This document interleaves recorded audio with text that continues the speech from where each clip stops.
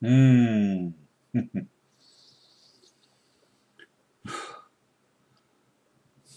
The title for today is When Will We Be Free from Government Interference? For over a month, my Canadian friend and I have planned our first meeting, spending 5 to 6 weeks together. If our connection in person would be as good as our internet and phone connection, she would move to Florida by the end of summer. That was the plan. Yesterday, she began her drive south. U.S. Customs stopped her at the border, held her for over 2 hours, treating her as a criminal by interrogating her, taking mug shots, and even fingerprints. She told them the truth and asked them to call me, which they refused. She was denied entry into the United States. Both of us cried. I've wanted to keep her out of the spotlight, and I still don't tell people her name as my way of honoring the potential relationship we have been co-creating. Now Big Brother has interfered. When will this finally stop, allowing all of us to truly be free to pursue our own plans without getting permission from two-bit bureaucrats?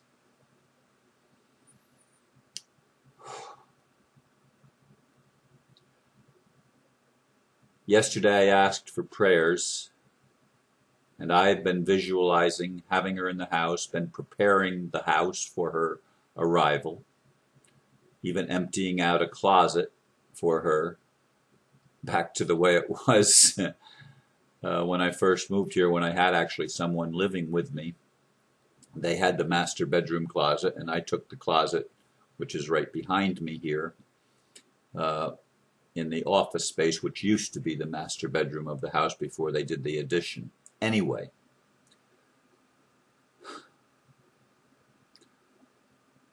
I intended not only to see her for the first time, and her to see me, of course, on Monday, but I intended to have her actually speak this coming Thursday at the Mary Horgan Center to present to the group, and of course to do the workshop at the end of the month. After her ordeal yesterday, we don't know what we're going to do. Apparently, we have to get permission from the U.S. government, and who knows, maybe the Canadian government too, to pursue the idea of a relationship. I mean, we've even thought, well, what happens if we get married? Although I hate the institutions, all the institutions created by the government, which gives them a level of control over us. But the truth of the matter is, whether we want to be free or not, doesn't make any difference. They still exercise control. They still interfere. She had never been fingerprinted in her life. They asked her all sorts of questions about criminal records and where her income was coming from, how her trip was being paid for, what would happen if it didn't work out with her and I, would she be stranded in the U.S.? All sorts of ridiculous questions. And she held her composure well. She finally, when they told her she had to go home, she went to the van. I had provided her with my cell phone that I bought in 2011 for my trip when I went to the Northeast, to New Jersey. I sent her that cell phone. I hadn't used it since October 2011. And she was going to be able to use that to call me on the trip to keep me posted on her progress so that we could keep in touch with each other while she was driving. Neither one of us use a cell phone on a regular basis. I stay away from cell phones as much as possible. But in any case, they put an end to that plan, wanting her to come back with her lease, which expires September 30th, wanting her to come back with her electric bill and other documentation. And they did not promise that if she came back with the documentation that they would allow her to be in. She feels, as we talked last evening, she feels that she's now on some kind of a blacklist. And she doesn't look forward to the idea. She hasn't ruled it out, but she doesn't look forward to the idea of going through the same ordeal again. It's about a 2.5-hour drive from where she lives to the U.S. border, and she was entering the New York Thruway, main big thing, the big entry point for the New York Thruway. She's gone in and out of there before the most recent time in 2006, and her parents at one time actually had winter property in Ormond Beach, but she hasn't been to Florida since 1993, I believe she said. In any case, they were concerned because she doesn't have a job. She has chronic fatigue syndrome and fibromyalgia, and she's been basically on disability for the past few years, which they wanted to know where she got the money for the trip. I provided the money for the trip, but I don't have a lot of money. I live on Social Security, under $1,000 a month. She lives on even less than that Canadian money. And that's been one of the challenges of coming together, because I can afford to live by myself, but can I afford to take on the responsibility of another person, another human being? And I so wish our value, the IUVs, would be released. I so wish the financial system of the world would change so that these would not even be considerations. She feels and felt when we first began communicating that we were twin flames. There's a real possibility that that's true. I don't know that it's true. And I don't know what to do at this point. I asked yesterday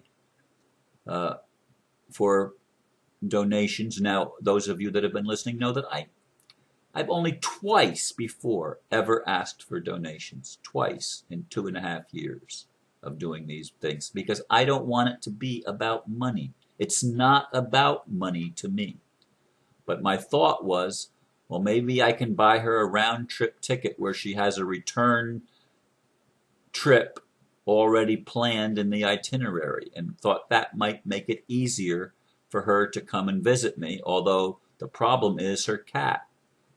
She went through the vaccinations, and she waited the 30 days after the vaccinations for her pet. She doesn't believe in vaccinations any more than I do, but she was dotting the I's and crossing the T's according to government regulation. She went back and she renewed her passport, which had expired 14 months earlier, and you have to go through the process all over again when it's more than a year. Otherwise, it's a simple renewal, but it's a whole new thing when it's more than a year past renewal. Anyway, the whole thing came to a grinding halt as she was forced to return home. I know I had expected her to call me from the U.S. side of the thing when she came through customs.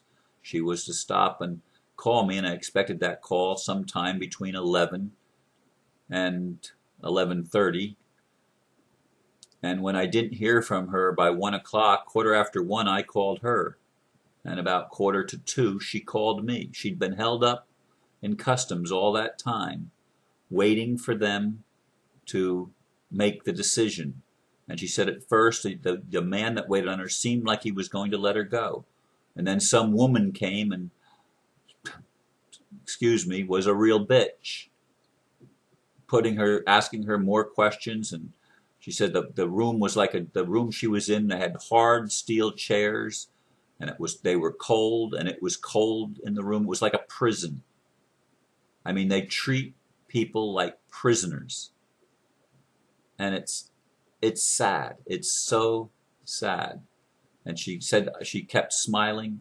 She submitted to the fingerprints, submitted with a big smile on her face, kept visualizing and sending them love and light and positive energy. I was doing that. Others were probably doing that as well because I asked, although I didn't give the detail on when she was leaving.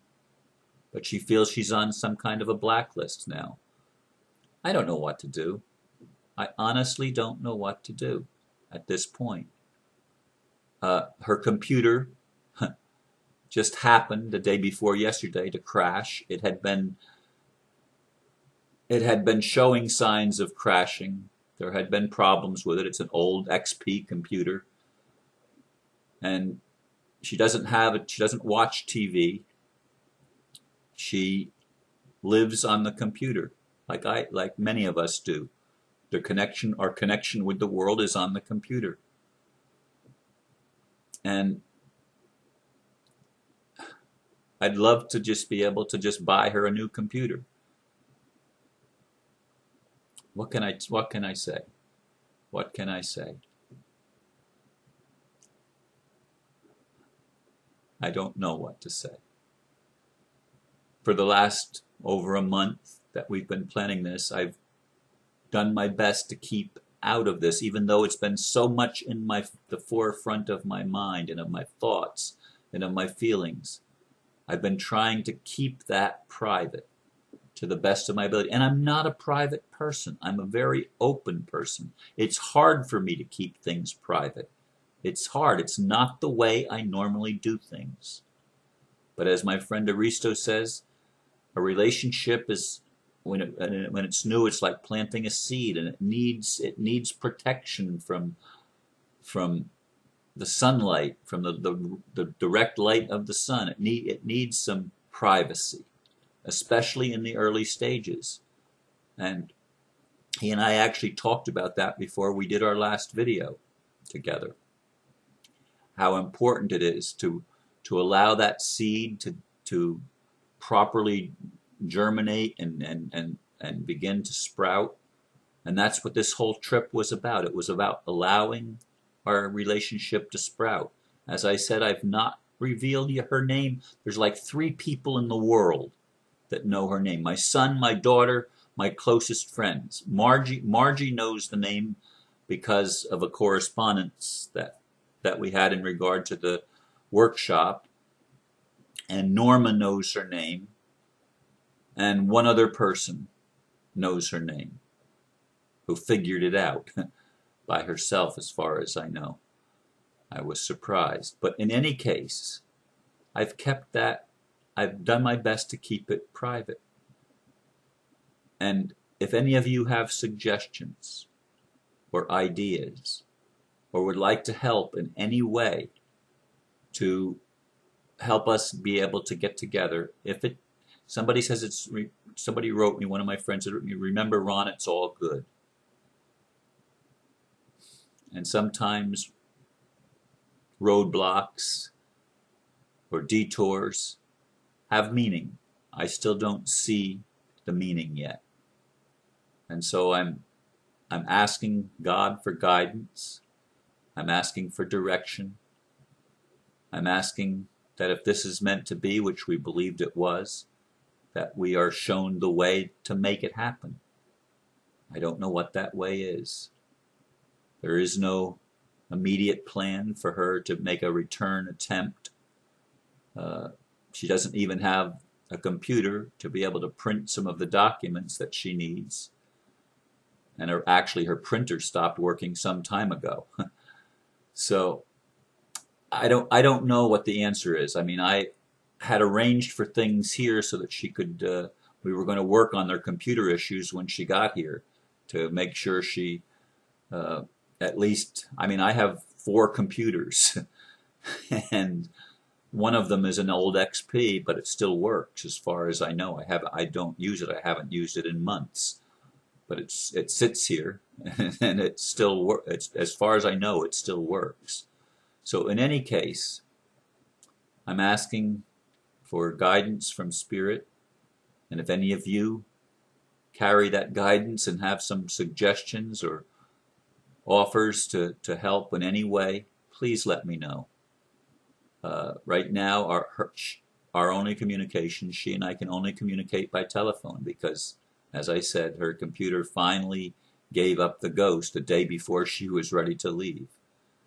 And she was bringing it with her so that we could transfer the hard drive, at least, into another computer, if one of my computers, so that she'd have all of her files.